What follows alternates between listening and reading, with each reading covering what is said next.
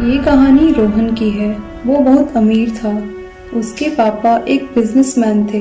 वो अक्सर अपने बिजी शेड्यूल की वजह से रोहन पे ध्यान नहीं दे पा रहे थे।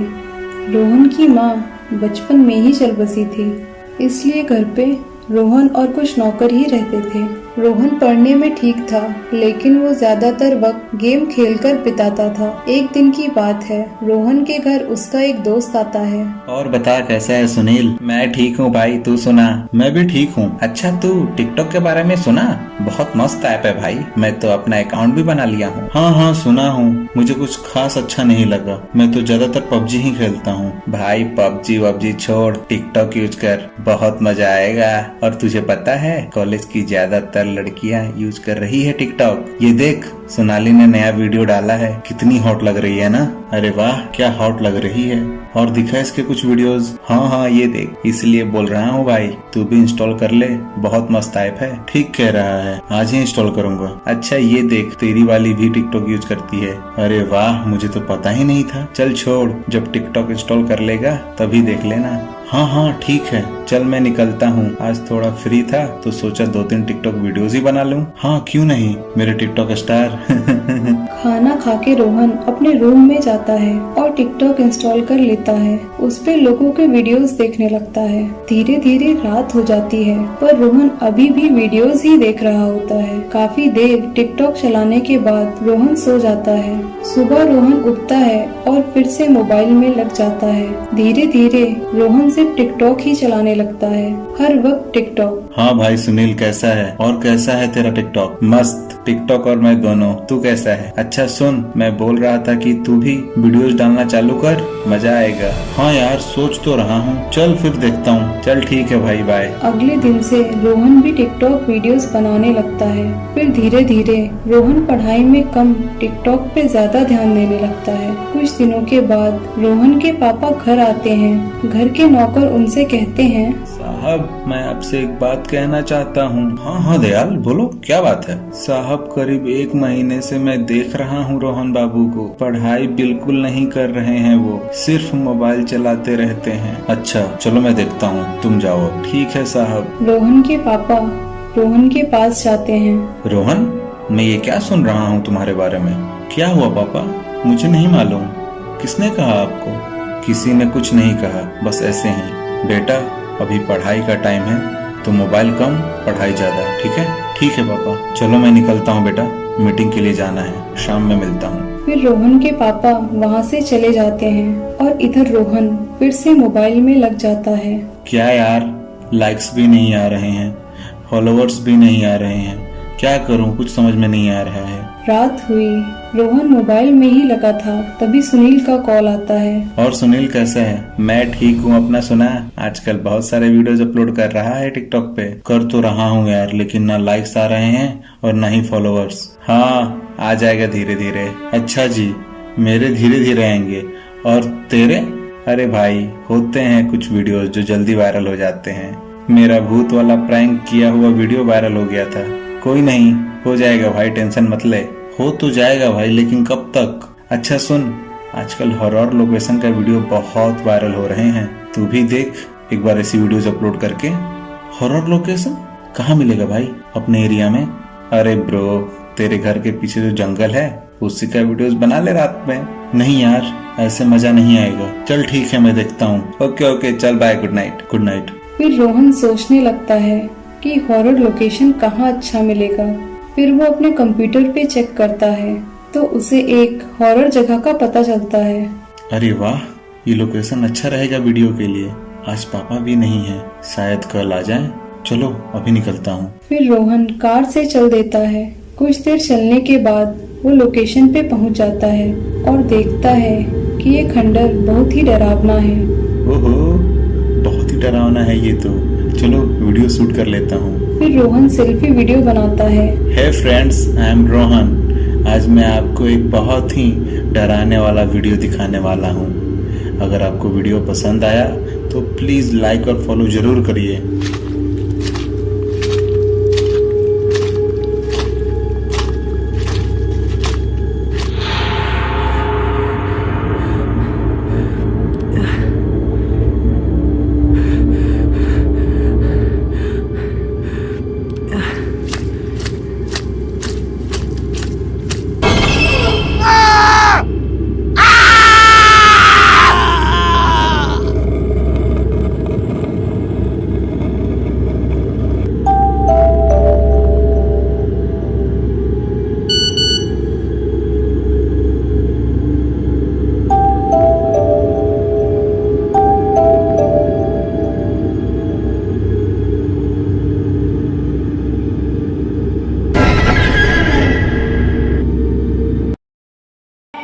समय पहले की बात है।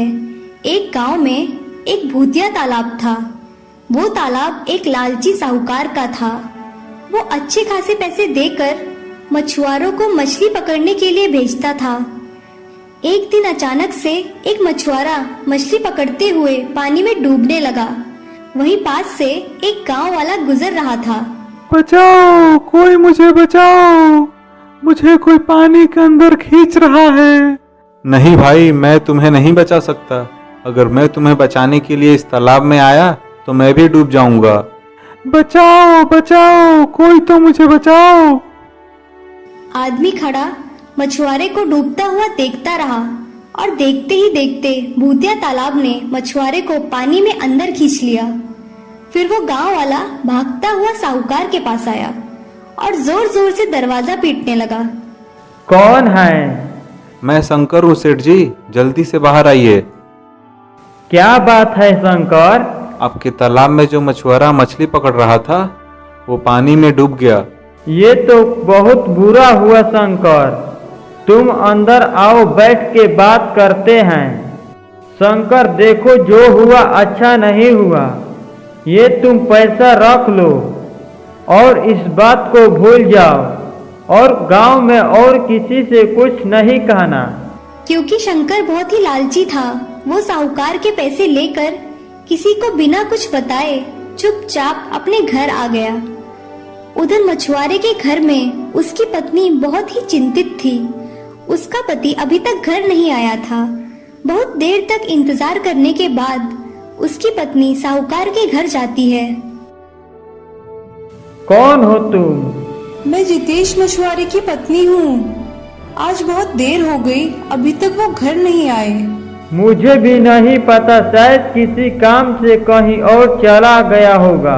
फिक्र मत करो, वह वापस आ जाएगा, तुम अब घर जाओ। मछुआरे की पत्नी वापस घर आ जाती है और सुबह होते ही उसकी पत्नी तालाब के पास जाती है और देखती है उसके पति का सामान तालाब के किनारे ही रखा हुआ होता है।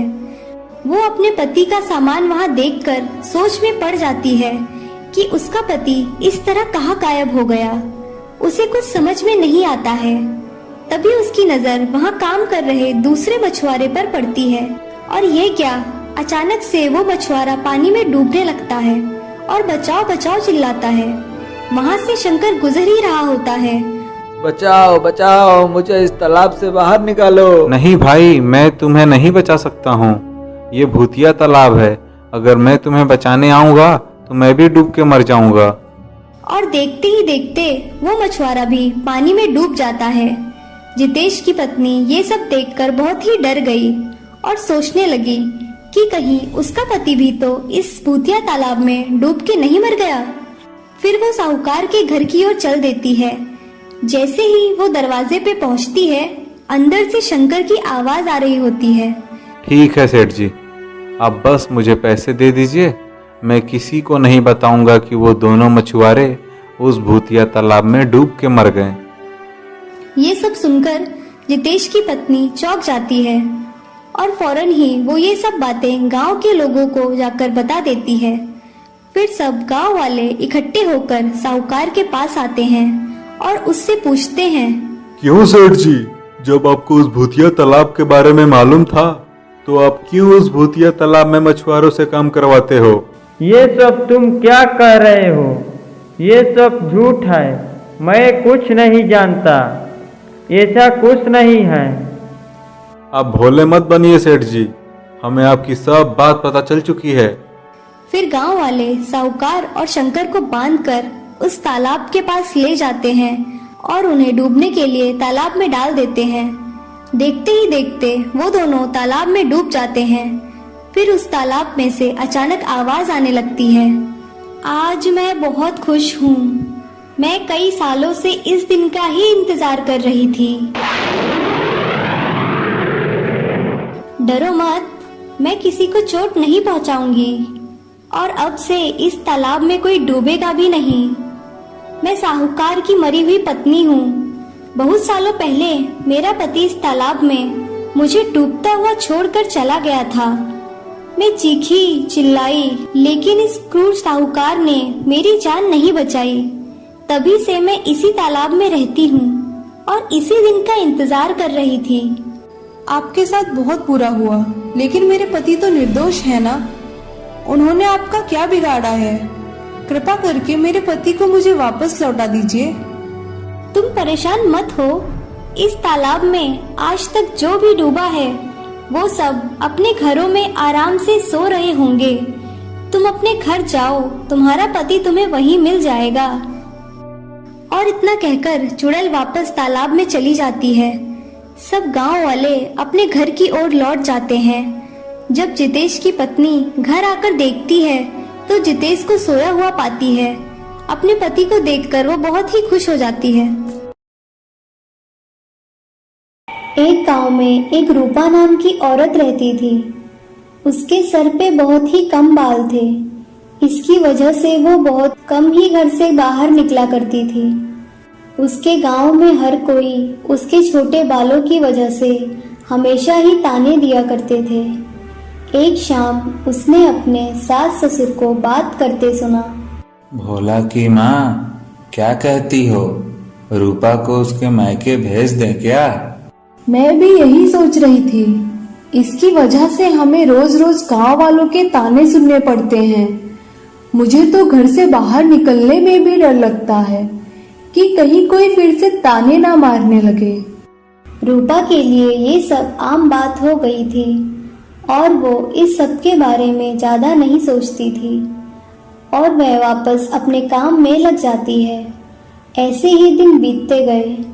भोला की नौकरी अब पक्की हो गई थी, इसलिए उसका ट्रांसफर शहर में हो गया था। देखिए पिताजी, मेरा ट्रांसफर शहर में हो गया है, इसीलिए अब मुझे शहर में ही रहकर नौकरी करनी पड़ेगी। मैं सोच रहा था कि रूपा को यहीं गांव में छोड़कर मैं अकेले ही शहर चला जाता हूँ। सही कह रहा है बेटा। इस रूपा को साथ लेकर जाएगा तो शहर में भी लोग तुझ पर हंसेंगे और ताने मारेंगे। हाँ बेटा, तू अकेले ही चला जा। ठीक है पिताजी, मैं कल शहर के लिए अकेले ही निकल जाता हूँ। रूपा ये सब सुन रही थी और बहुत ही मायूस हो गई थी। जब वो रात में भोला से बात करने कमरे में गई तो भोला सो चुका था। रूपा ने उसे जगाना उचित नहीं समझा और वो भी सो जाती है। अगली सुबह भोला चुपचाप रूपा को बिना बताए अपने माता पिता को प्रणाम करके शहर के लिए निकल जाता है। अब रूपा बहुत ही उदास रहने लगी थी। एक दिन डाकिया भोला की चिट्ठी लेकर आता है। रूपा चिट्ठी पढ़कर खुश हो जाती है और अपनी सास से कहती है, माँ जी, उनकी चिट्ठी आई है। वो कल की ट्रेन से गांव वापस आ रहे हैं। और इतना कहकर रूपा खुशी खुशी अपने कमरे में चली जाती है। सुबह होते ही रूपा सबसे पहले उठकर भोला की पसंद के सब पकवान बनाने लगती है। अब भोला की ट्रेन के आने का समय हो चुका था। किसी ने दरवाजा खटखटाया। रूपा खुशी से दरवाजा खोलने जाती है और ये क्या, भोला अकेला नहीं था, उसके साथ एक औरत भी थी। ये सब देख रूपा बहुत आश्चर्यचकित हो गई। दरवाजे से हटोगी तभी तो हम अंदर आएंगे। बिना कुछ कहे रूपा अपने कमरे में चली जाती है। फिर भोला उस औरत को लेकर अपने माता पिता के कमरे में चला जाता है और कहता है, माँ, कैसी लगी तुझे तेरी नई बहू? बेटा, तूने बिना बताए दूसरी शादी कब कर ली?